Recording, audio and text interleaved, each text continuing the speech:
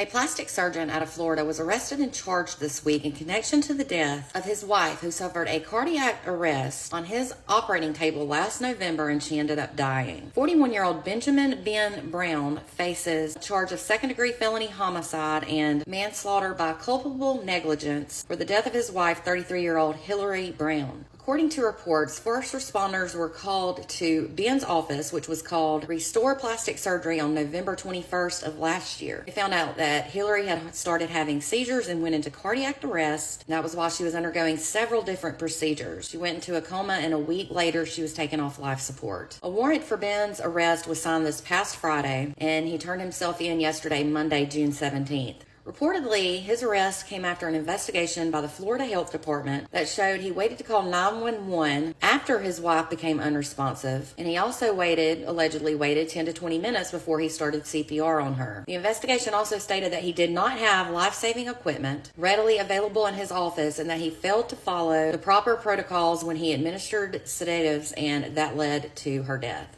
On May 2nd, the Florida Department issued an emergency order that limited Ben's medical license to performing any procedures in a licensed hospital, and they all must be under the supervision of a licensed physician. The department is also seeking penalties from the Florida Board of Medicine for multiple violations of state statutes, including allowing his wife to perform procedures without a license. This is nuts. The report also said that Hillary was allowed to prepare and administer her own anesthesia solution on the day of her surgery. It even said she also showed signs of lidocaine toxicity before she became unresponsive, but Ben still continued the process. Unreal. Reportedly, it was Ben's staff who finally and eventually called 911. The report also described other violations on other patients, like unauthorized procedures, failure to follow sterility protocols, and improper work that resulted in infections. Hillary's father stated that he was relieved to hear about Ben's arrest. He stated that his family lives in a sea of tears for eternity due to Ben's actions, and that Ben's ego and arrogance overshadowed the need for help. He said that Ben prolonged oxygen deprivation to Hillary, and that's what ultimately caused her death. Reportedly, several other lawsuits have been filed on the Panhandle from businesses that are trying to collect debts from Ben. Court documents also say that he lost his office property due to foreclosing. A statement from his crisis management public relations firm denied all accusations against Ben and said the charges only further deepen his immense pain. Ben was released on the same day he turned himself in on a $50,000 bond. This is both a sad and scary story, and I definitely hope justice is served in this case. I definitely hope he doesn't get away with just a slap on the wrist.